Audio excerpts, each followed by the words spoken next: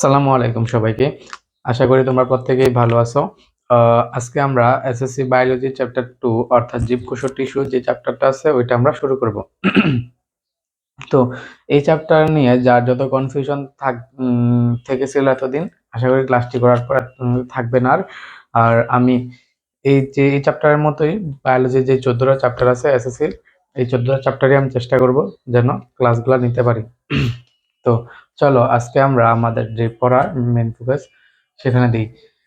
তো আমরা আজকে শুরু করব যে জীবকোষ ও টিস্যু। তো জীবকোষ ও টিস্যু এই শব্দটা মানে এখানে তাহলে এই চ্যাপ্টারে কি নিয়ে আলোচনা করা হবে? দেখো চ্যাপ্টারটার নামই কিন্তু হচ্ছে জীবকোষ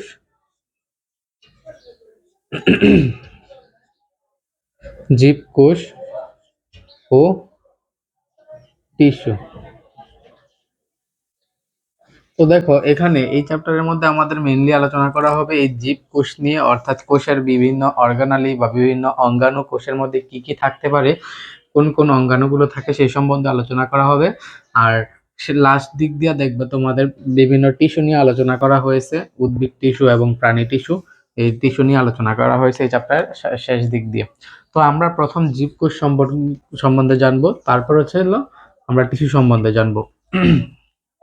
তো এই চ্যাপ্টারটা শুরুর আগে তোমাকে প্রথমে কি জানতে হবে? কোষ মানে কি। তো তোমার প্রথম জানতে হবে হচ্ছিল কোষ মানে কি। তো দেখো কোষ, হ্যাঁ কোষ। তো কোষ কোষ ইংলিশ নেম হচ্ছে হলো সেল। সেল। তো কোষ শব্দটার আগে আমরা দেখি নামকরণ কিভাবে হয়েছে। নামকরণটা এভাবে হয়েছে যে ল্যাটিন শব্দ আছে, হচ্ছিল একটা ল্যাটিন শব্দ আছে যার নাম হচ্ছিল সেলুলা। ল্যাটিন শব্দ সেলুলা থেকে নামটা করানো হয়েছে। কি বললাম যে ল্যাটিন শব্দ, এটা একটা ল্যাটিন শব্দ, সেলুলা থেকে সেল নামটা এসেছে। তো ল্যাটিন সেলুলা মানে কি? সেলুলা মানে হচ্ছে হলো প্রকোষ্ঠ। সেলুলা মানে কি? প্রকোষ্ঠ বা ছোট ঘর, ছোট কক্ষ বলতে পারো। তো সেলুলা মানে হচ্ছে হলো প্রকোষ্ঠ।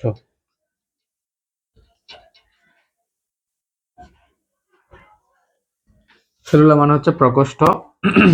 তো কোষগুলোও কিন্তু এরকম প্রকোষ্ঠ বা ছোট ছোট কক্ষের মতো, তাই এর নামকরণ করা হয়েছে যে সেল। তো প্রথম সেল কিভাবে আবিষ্কার করা হয়েছে এটা তোমাদের এসএসসি লেভেলে নাই, তারপর আমি একটু বলে দিচ্ছি যে আমাদের একজন বিজ্ঞানী, তার নাম হচ্ছে হলো রবার্ট হুক।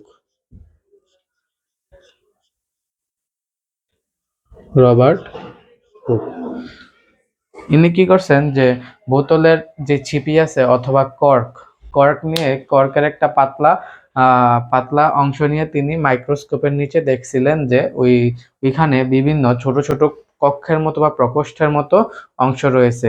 তো ওইখানে যেহেতু প্রকোষ্ঠের মতো অংশ রয়েছে তাই এর নাম দেওয়া হয়েছে সেল। কিসের মধ্যে? কর্ক থেকে এটাকে মাইক্রোস্কোপের সাহায্যে দেখা হয়েছিল। তো তিনি সর্বপ্রথম যে কোষটা দেখেছিলেন ওইগুলো হচ্ছিল মৃত কোষ, অর্থাৎ আমরা বলতে পারি যে তিনি প্রথম সেল ওয়াল বা কোষ প্রাচীর সম্পর্কে, কোষ প্রাচীরটা মেইনলি দেখেছিলেন, তিনি জীবিত কোষ দেখছিলেন না। তিনি কোনটা দেখছিলেন? তিনি দেখছিলেন হচ্ছিল সেল ওয়াল মূলত বা মৃত কোষ দেখছিলেন। কিসের মধ্যে দেখছিলেন? কর্কের মধ্যে দেখছিলেন। তো যাই হোক তোমাদের এটা পরে আবার আরেকজন বিজ্ঞানী যে কার্ল পিসোয়ানসন, উনি হচ্ছে হলো যে জীবিত কোষ ওইটা মেইনলি দেখছিলেন। তো তোমাদের এত কিছু জানা দরকার নেই, এত কিছু পরীক্ষায় আসবে না।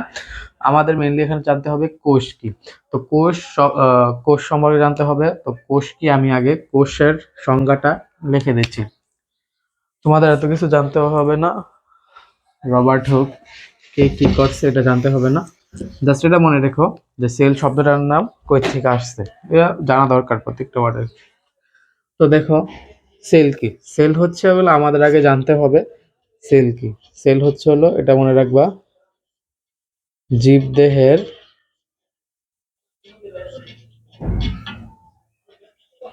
গঠনগত ও কার্যগত একক।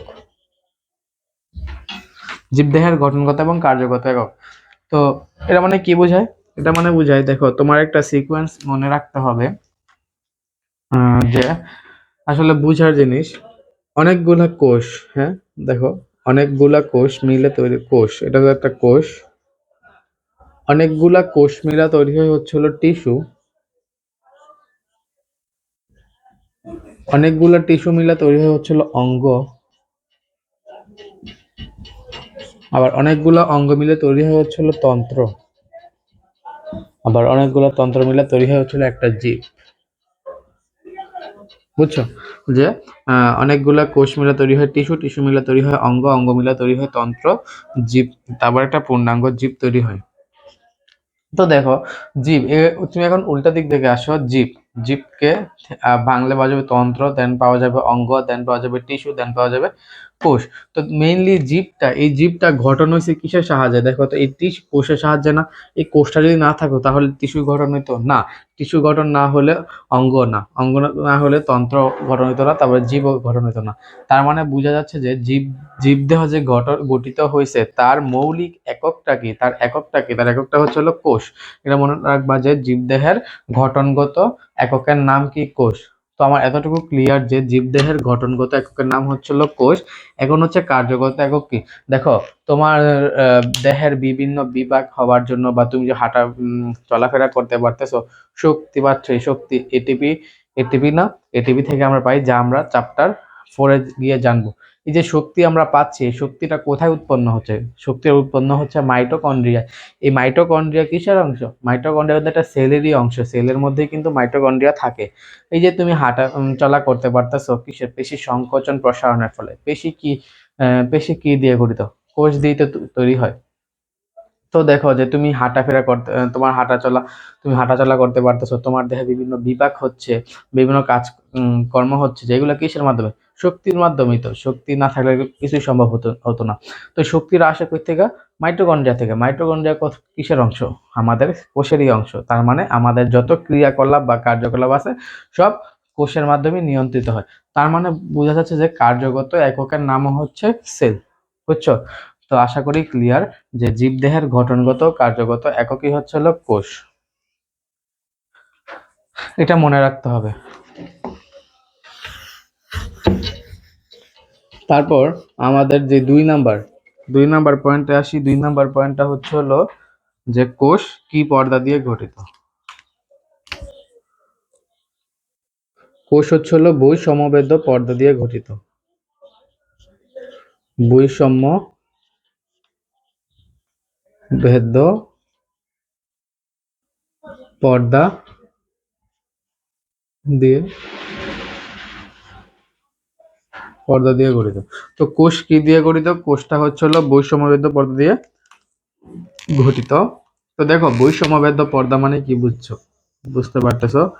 নামের মধ্যেই কিন্তু বোঝা যাচ্ছে যে বৈষম্য ভেদ্য, এখানে কিছু একটা বৈষম্য হবে, তাই না? যে বৈষম্য ভেদ্য, বৈষম্য আর ভেদ্য মানে কি? প্রবেশ করা। তো মনে রাখবা আমার পর্দা এই মেমব্রেন বা পর্দা হচ্ছিল 3 প্রকার। একটা হচ্ছে ভেদ্য, আরেকটা হচ্ছে অভেদ্য, আরেকটা হচ্ছে হলো অর্ধবেদ্য বা বৈষম্যবেদ্য। তো ভেদ্য কি? এই ভেদ্য পর্দার সাহায্যে সব সব মানে যে কোনো আছে সবকিছু যে ভিতরে ঢুকতে পারবে। ধরো এটা হচ্ছে হলো একটা পর্দা, এই জায়গায় অনেক কিছু আছে, অনেক অনুপরমাণু আয়ন আছে, পানি আছে। ধরো এই পর্দা দিয়ে মনে করো সবকিছু ঢুকতে পারতেছে, কোনো কিছু আটকে যাচ্ছে না। তাহলে আমি এই পর্দাটাকে কি বলবো? ভেদ্য পর্দা। বুঝছো? যে সবকিছু ঢুকতে পারতেছে, কোনো কিছু এখানে আটকাচ্ছে না, সবকিছু ঢুকতে পারতেছে, যেন এটা হচ্ছিল ভেদ্য পর্দা। যদি এমন হয় যে এখানে কোনো কিছুই ঢুকতে পারতেছে না, এই পর্দার সাহায্যে কোনো কিছুই ঢুকতে পারতেছে না, অণু পরমাণু আয়ন, বড় অণু অথবা হচ্ছে হলো পানি, কোনো কিছু ঢুকতে পারতেছে না, তাহলে সেটা হবে হচ্ছে হলো কি? অভেদ্য পর্দা। অভেদ্য মানে কি? ভেদ্য না, ওটা দিয়ে কোনো কিছু প্রবেশ করতে পারবে না, ওটা হচ্ছে হলো অভেদ্য পর্দা। যদি এমন হয় যে কিছু কিছু জিনিস ঢুকতে পারতেছে বাট কিছু জিনিস ঢুকতে পারতেছে না, আবার কিছু জিনিস ঢুকতে পারতেছে, আবার কিছু জিনিস ঢুকতে পারতেছে না, তাহলে কি হবে? ওইটা হচ্ছে দেখো কিছু ঢুকতে পারতেছে আবার কিছু ঢুকতে পারতেছে না। তার মানে কি? এখানে একটা বৈষম্য হচ্ছে, সবকিছু ঢুকতে পারতেছে না। যেমন কোষের ক্ষেত্রে দেখো, কোষের মাধ্যমে কিন্তু কোষের যে পর্দা আছে, কোষ পর্দা, ওই কোষ পর্দার সাহায্যে কিন্তু পানি ইজিলি ভিতরে ঢুকতে পারে, কিন্তু বিভিন্ন আয়ন সমূহ বা বিভিন্ন অণু এগুলা ইজিলি ঢুকতে পারে না। তার মানে কি এখানে একটা বৈষম্যের সৃষ্টি হচ্ছে না, এই কারণে এই কোষের পর্দাটাকে বলা হয় বৈষম্যবদ্ধ পর্দা। তো আশা করি বৈধ, অবৈধ আর বৈষম্যবদ্ধ ক্লিয়ার।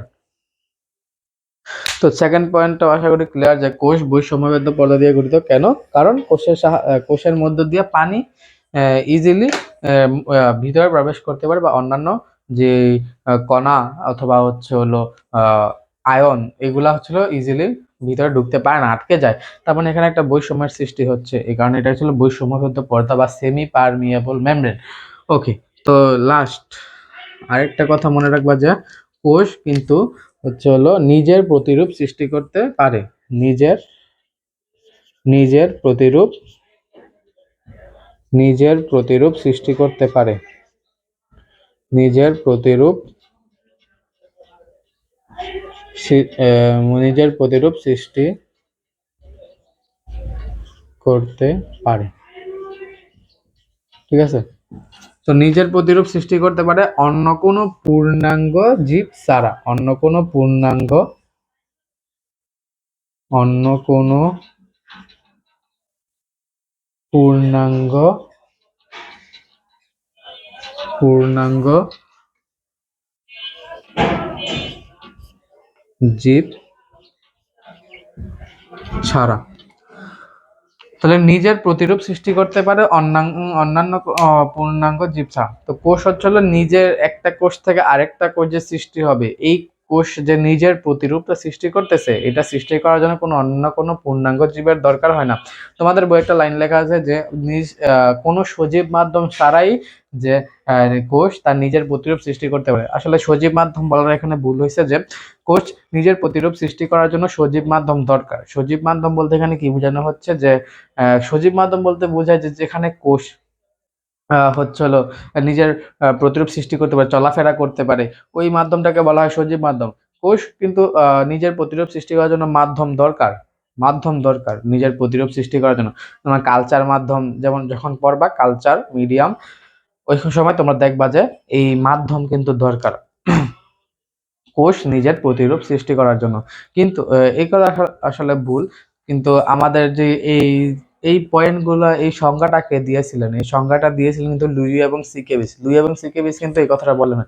লুই এবং সিকেবিস বলছেন যে কোষ তার নিজের প্রতিরূপ সৃষ্টি করতে পারে, capable of self reproduction, free of হচ্ছে হলো লিভিং সিস্টেম। এই কথাটা তিনি বলে গেছেন, ফ্রি অফ লিভিং সিস্টেম। এখানে লিভিং সিস্টেম বলতে কি বোঝানো হচ্ছে? অন্য কোনো পূর্ণাঙ্গ জীব। এখানে কিন্তু অন্য কোনো সজীব মাধ্যম এই টাইপের কোনো কিছু বোঝায় না। এখানে বোঝানো হচ্ছে যে অন্য কোনো পূর্ণাঙ্গ জীব ছাড়াই নিজের প্রতিরূপ সৃষ্টি করতে পারে।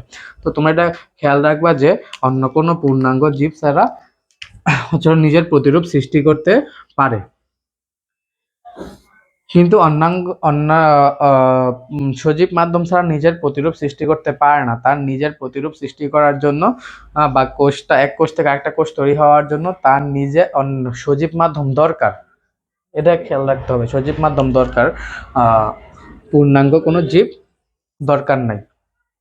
আশা করি ক্লিয়ার। তোমরা দেখতে পারো যে উনি কি বলছিল, গুগলে যা সার্চ দিলেই হবে যে লুই এবং সিকেবিজ, অ্যাকর্ডিং টু দ্য লুই এবং সিকেবিজ এর মতে কি কোষের যে সংজ্ঞা ওইটা দেখলেই পারবা যে লাস্ট লাইনে লেখা আছে capable of self reproduction, free of হচ্ছে কি আদার লিভিং সিস্টেম। তো এখানে লিভিং সিস্টেম বলতে মূলত পূর্ণাঙ্গ জীবকে বোঝানো হয়েছে, সজীব কোনো বা লিভিং মিডিয়াম এরকম টাইপের কোনো কিছু তারা বোঝান নাই। তো আশা করি ক্লিয়ার যে কোষ সম্পর্কে কোষ এই তিনটা পয়েন্ট তোমাদের বই দেওয়া আছে। তোমাদের এমসিকিউ আসতে পারে জীবদেহের গঠনগত এবং কার্যগত এককের নাম কি, এমসিকিউতে আসতে পারে যে হচ্ছে হলো কি কোষ কোষ কি কোন ধরনের পর্দা দিয়ে গঠিত? বৈষম্যবদ্ধ পর্দা দিয়ে গঠিত। এই দুটো এমসিকিউ আসতে পারে। আর যদি কোষের সংজ্ঞাটা যদি অনেকে প্রথম লাইন লেখা দেয়, হবে না, পুরাটাই লিখতে হবে। যেহেতু তোমাদের বইয়ে দেওয়া আছে সজীব মাধ্যম ছাড়াই নিজের প্রতিরূপ সৃষ্টি করতে পারে, তোমাদের কিন্তু পরীক্ষার মধ্যে সজীব মাধ্যম ছাড়া এই বইয়ের লাইনটাই লিখতে হবে, এটা লিখো না। জাস্ট মাথায় নিয়ে রাখো যে পূর্ণাঙ্গ জীব ছাড়া সে নিজের প্রতিরূপ তৈরি করতে পারে, কিন্তু নিজের প্রতিরূপ সৃষ্টি করার জন্য তার পূর্ণাঙ্গ সজীব মাধ্যম দরকার। এটা জাস্ট মনে রাখো। কিন্তু পরীক্ষার খাতায় কিন্তু বইয়েরটাই লিখতে হবে, ঠিক আছে? ভুল হইলেও কিছু করার নাই, বইয়েরটাই লিখতে হবে। তো এই তিনটা পয়েন্ট, এটা হচ্ছে কোষের সংজ্ঞা। এটা কাদের মতে? এটা হচ্ছে হলো তোমাদের লুই এবং সিকেবিজের মতে। লুই এবং সিকে বীজ, লুই এবং সিকে বীজের মতো। তো বিজ্ঞানী লুই এবং সিকে বীজ এই সংজ্ঞাটা দিয়েছিলেন যে জীবদেহের গঠনগত এবং কার্যগত একক হচ্ছে হলো সেল, বৈষম্যবদ্ধ পদার্থ দিয়ে গঠিত, নিজের প্রতিরূপ সৃষ্টি করতে পারে অন্য কোনো পূর্ণাঙ্গ জীব ছাড়া। ঠিক আছে, তো আশা করি কোষের সংজ্ঞাটাও ক্লিয়ার তোমাদের কাছে। আচ্ছা, এখন দেখো,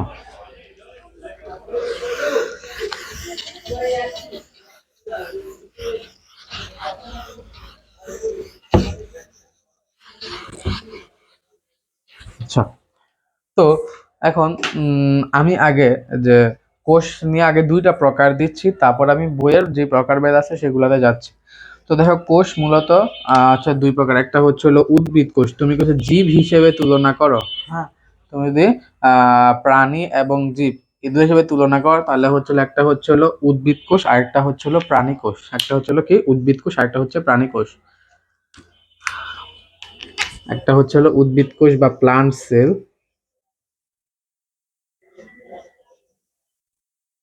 আরেকটা হচ্ছে হলো এনিম্যাল সেল।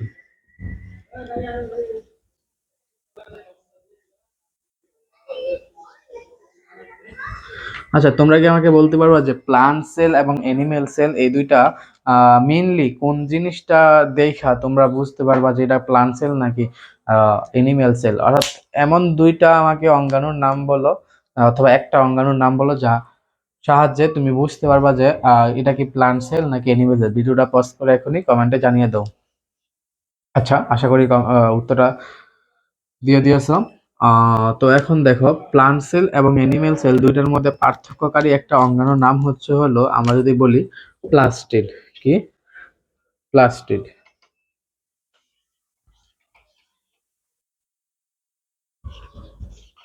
প্লাস্টিড, হ্যাঁ, এই প্লাস্টিডটা আমরা পড়বো মাইটোকন্ড্রিয়ার পরেই পড়বো, ধাপে ধাপে আলোচনা করবো প্লাস্টিড।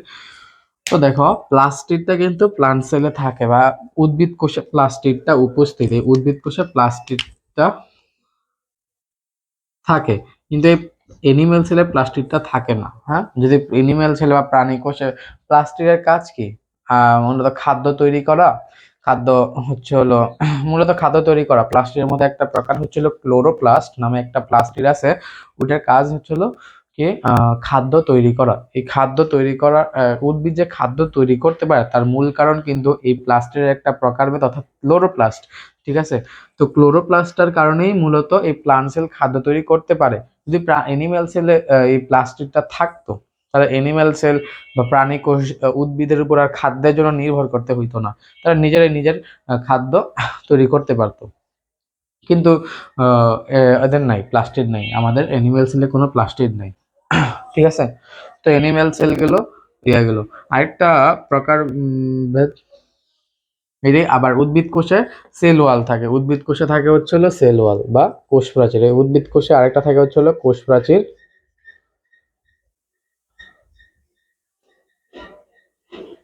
কোষ প্রাচীর। আর প্রাণী কোষে কি থাকে হচ্ছে হলো, প্রাণী কোষে কোষ প্রাচীর থাকে না। আবার প্রাণী কোষে থাকে হচ্ছে হলো সেন্ট্রিওল থাকে, বাট উদ্ভিদ কোষে সেন্ট্রিওল থাকে না। এই যে কয়েকটা ব্যাপার, সেন্ট্রিওল কি, কোষ প্রাচীর কি, এটা আমরা ধাপে ধাপে জানবো। আচ্ছা, তো এই হচ্ছে প্লান্ট সেল এবং এনিম্যাল সেলের পার্থক্য করার বিষয়। একটা হচ্ছে তুমি সেন্ট্রিওল দেখে বলতে পারো যে এটা হচ্ছে হলো এনিম্যাল সেল, কিন্তু উদ্ভিদ কোষে কিন্তু সেন্ট্রিওল নাই। আচ্ছা, এই আবার এনিম্যাল সেলে কি আছে, কোষ প্রাচীর আছে, না সরি, প্লান্ট সেলে কিন্তু কোষ প্রাচীর আছে, কিন্তু এনিম্যাল সেলে কিন্তু কোষ প্রাচীর নাই।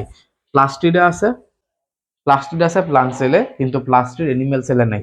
এই কয়েকটা ব্যাপার হচ্ছে হলো তোমরা পার্থক্য করতে পারো যে প্লান্ট সেল আর এনিম্যাল সেলের মধ্যে, এই কয়েকটা বিষয় দিয়ে। যদি তোমাকে কেউ জিজ্ঞেস করে আমাকে এমন কয়েকটা জিনিসের নাম বলো যেটা দ্বারা আমি বুঝতে পারবো যে এটা প্লান্ট সেল নাকি এটা এনিম্যাল সেল, যে কয়েকটা নাম বলে দিলেই হবে। আচ্ছা, তো আশা করি এটাও ক্লিয়ার যে প্লান্ট সেল এবং এনিম্যাল সেল এর পার্থক্য কিভাবে তুমি বুঝবে। এখন আসি হচ্ছে হলো আহ কি কাজের ভিত্তিতে কোষের প্রকারভেদ। এখন আমরা কোষের প্রকারভেদে ঢুকবো আস্তে আস্তে। তোমাদের বই প্রথম দেখবে নিউক্লিয়াসের উপর ভিত্তি করে কোষের প্রকারভেদ দিছে, তো ওইটার জন্য আলাদা একটা লেকচার দরকার, ওইটা আমি নেক্সট লেকচারেই দিব। এখন আমি আগে পরের যে প্রকারটা অর্থাৎ কাজের উপর ভিত্তি করে যে প্রকারটা ওইটা আমি বলি। তো দেখো, কাজের উপর ভিত্তি করে কিন্তু দুই প্রকার। কিসের উপর ভিত্তি করে, কোনটার উপর ভিত্তি করে কোষকে প্রকারভেদ করানো সেটা কিন্তু মনে রাখা মাস্ট। পরীক্ষা আসতে পারে কিসের উপর ভিত্তি করে, কাজের উপর ভিত্তি করে, on the basis of work, কাজের উপর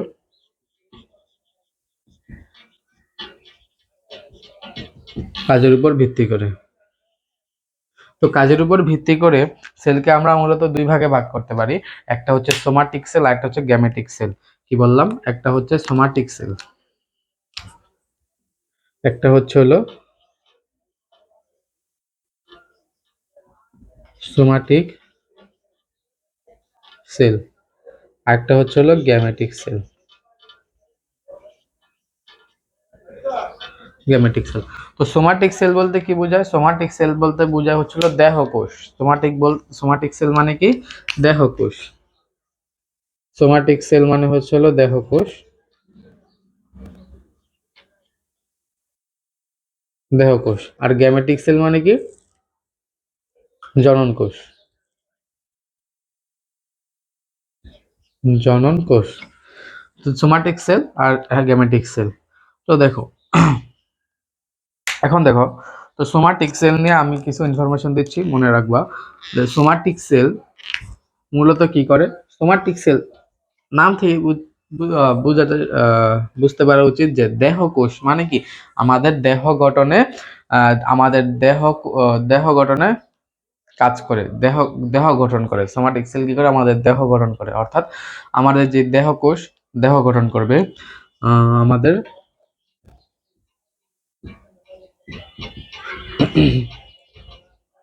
দেহ গঠনে সাহায্য করে বা দেহ গঠন করে সোমাটিক সেল, দেহকোষ দেহ গঠন করে। আর কি করে সোমাটিক সেল, এখন হচ্ছে হলো এই সোমাটিক সেলে এই দেহকোষে কোন বিভাজন হয়, এই কোষ বিভাজন আলাদা একটা চ্যাপ্টার আছে, চ্যাপ্টার 3, এর পরের চ্যাপ্টারটাই। তো মনে রাখবা, পরের চ্যাপ্টারে আমি আলোচনা করবো এইসব নিয়ে, কোষ বিভাজন নিয়ে। এখন এটা মনে রাখবা যে দেহকোষে মূলত মাইটোসিস কোষ বিভাজন হয়। কোন কোষ বিভাজন হয়, মাইটোসিস, মাইটোসিস মাইটোসিস কোষ বিভাজন হয়। তারপর আরেকটা মনে রাখবে যে এই দেহকোষ হচ্ছে হলো ডিপ্লয়েড।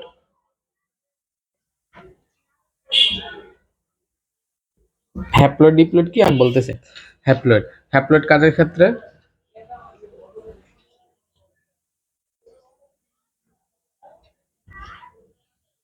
Eukaryotic sell. হ্যাপ্লয়েড কাদের ক্ষেত্রে, ইউক্যারিওটিক সেল। আর আরেকটা থাকতে পারে হচ্ছে হলো ডিপ্লয়েড, হচ্ছে হলো ইউক্যারিওটিক সেলের ক্ষেত্রে, আরেকটা হচ্ছে হলো হ্যাপ্লয়েড।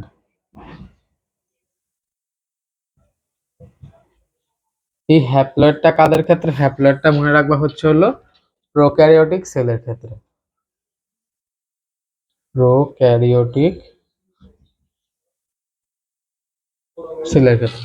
তো এতটুকু জানলেই হবে যে দেহকোষ কি করে আমাদের দেহ গঠনে সাহায্য করে, দেহকোষ হচ্ছিল দেহ গঠনে সাহায্য করে। আর দেহকোষে কোন বিভাজন হয়, মাইটোসিস কোষ বিভাজন হয়। দেহকোষ মূলত কি, হ্যাপ্লয়েড হতে পারে, ডিপ্লয়েড হতে পারে। হ্যাপ্লয়েড কাদের ক্ষেত্রে, উচ্চ শ্রেণীর যারা জীব, অর্থাৎ ইউক্যারিওটিক সেলের ক্ষেত্রে। যে ইউক্যারিওটিক প্রোক্যারিওটিক এটা আমরা নেক্সট লেকচারে জানবো। জাস্ট এতটুকুই মনে রাখো যে উচ্চ শ্রেণীর যারা জীব, অর্থাৎ আমরা মানুষ, হ্যাঁ মানুষ, গাছপালা, আমরা মানুষ যারা, তাদের ক্ষেত্রে হচ্ছিল দেহকোষ কেমন, মানুষের ক্ষেত্রে দেহকোষ হচ্ছিল ডিপ্লয়েড। কিন্তু যারা যে ব্যাকটেরিয়া আছে, এই ব্যাকটেরিয়ার ক্ষেত্রে হচ্ছে হলো বা নিম্ন শ্রেণীর, ব্যাকটেরিয়া তো নিম্ন শ্রেণীর জীব তাই না, ব্যাকটেরিয়া যেহেতু নিম্ন শ্রেণীর জীব, তাই নিম্ন শ্রেণীর জীবের ক্ষেত্রে হচ্ছে হলো দেহকোষ হ্যাপ্লয়েড, মন থাকবে। তো ইউক্যারিওটিকের ক্ষেত্রে ডিপ্লয়েড আর প্রোক্যারিওটিক ক্ষেত্রে হ্যাপ্লয়েড। ইউক্যারিওটিক কি প্রোক্যারিওটিক কি এখন মাথা ঘামানোর কোনো দরকারই নেই। নেক্সট লেকচারে আমি এটা আলাদা একটা লেকচারে নিব। ওকে, তো এখন আসে হচ্ছে হ্যাপ্লয়েড কি ডিপ্লয়েড কি। দেখো, প্রথম কি ডিপ্লয়েড। ডিপ্লয়েড তো দেখো তো, ডাই ডি এটা মানে হচ্ছে হলো দুই বা জোড়া। দুই বা কি জোড়া, জোড়া। আর প্লয়েড, প্লয়েড মানে হচ্ছে হলো ক্রোমোজোম গুলা কিভাবে আছে। প্লয়েড মানে কি ক্রোমোজোম গুলা কিভাবে আছে বা কিভাবে অবস্থান করছে কোষের মধ্যে। তো ডিপ্লয়েড, ডি মানে দুই বা জোড়া, আর হচ্ছিল প্লয়েড বা প্লয়েড মানে হচ্ছিল ক্রোমোজোম গুলা কিভাবে অবস্থান করতেছে। তো এখন মিলাও তো, যে ডিপ্লয়েড মানে কি ক্রোমোজোম গুলা কি ডিপ্লয়েড জোড়া প্লাস কিভাবে অবস্থান করছে, তার মানে হচ্ছিল ক্রোমোজোম গুলা জোড়ায় জোড়ায় অবস্থান করতেছে, তাই না। ডিপ্লয়েড মানে কি ক্রোমোজোম গুলা জোড়ায় জোড়ায় অবস্থান করতেছে। তো জোড়ায় জোড়ায় অবস্থান করতেছে মানে কি, সাপোজ ধরো এটা একটা কোষ, এই কোষের মধ্যে বা নিউক্লিয়াস ধরো, এখানে নিউক্লিয়াস, এটার মধ্যে নিউক্লিয়াস, এই নিউক্লিয়াসের মধ্যে ক্রোমোজোম গুলা হচ্ছে হলো এইভাবে অবস্থান করতেছে। এই একটা ক্রোমোজোম, একটা ক্রোমোজোম, একটা ক্রোমোজোম, একটা ক্রোমোজোম। দেখো এখানে কিন্তু জোড়া দুইটা করে বা জোড়ায় জোড়ায় অবস্থান করতেছে, তাই না। জোড়ায় জোড়ায় অবস্থান করতেছে। এখানে কিন্তু ক্রোমোজোম গুলা জোড়ায় জোড়ায় অবস্থান করতেছে, তাই তো। তাই এটাকে বলা যায় হচ্ছিল এই নিউক্লিয়াস। এই নিউক্লিয়াসের একটা কোষের মধ্যেই থাকবে এরকম এই ক্রোমোজোম যুক্ত যে নিউক্লিয়াসটা যে কোষের মধ্যে থাকবে, ওই কোষটা হচ্ছে ডিপ্লয়েড। মানে হচ্ছিল যেহেতু ক্রোমোজোম গুলা জোড়ায় জোড়ায় অবস্থান করতেছে বা দুইটা করে অবস্থান করতেছে, তাহলে এই কোষটা হচ্ছে হলো ডিপ্লয়েড। আশা করি ক্লিয়ার। এখন হচ্ছে হলো হ্যাপ্লয়েড মানে কি। ডিপ্লয়েড আশা করি ক্লিয়ার, মানে ক্রোমোজোম গুলা জোড়ায় জোড়ায় অবস্থান করবে।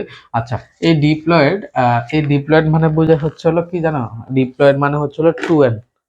এটা মনে রাখো যে ডিপ্লয়েড মানে কি, ডিপ্লয়েড মানে হচ্ছে হলো 2n। 2n, হ্যাঁ। এখানে n দ্বারা কি বোঝায়, নাম্বার। এখানে n দ্বারা বোঝা হচ্ছে হলো নাম্বার।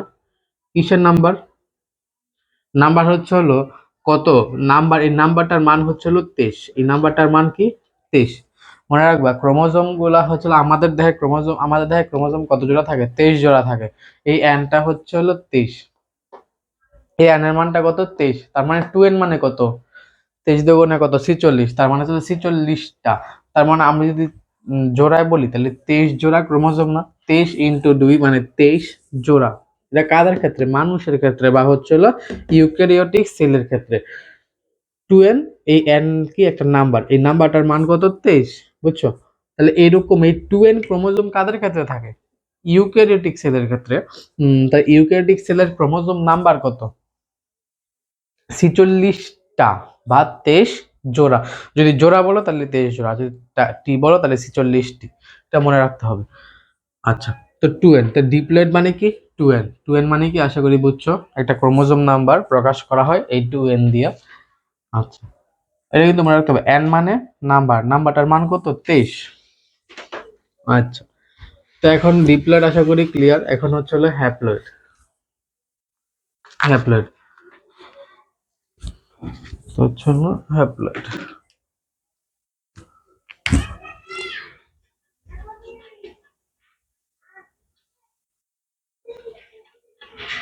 হ্যাপ্লয়েড, এই হ্যাপ মানে মনে রাখবা হচ্ছে হলো একটা, হ্যাপ মানে কি একটা বোঝায়, হ্যাপ মানে হচ্ছে হলো একটা বোঝায় বা মনো। হ্যাপ মানে হচ্ছে হলো মনো।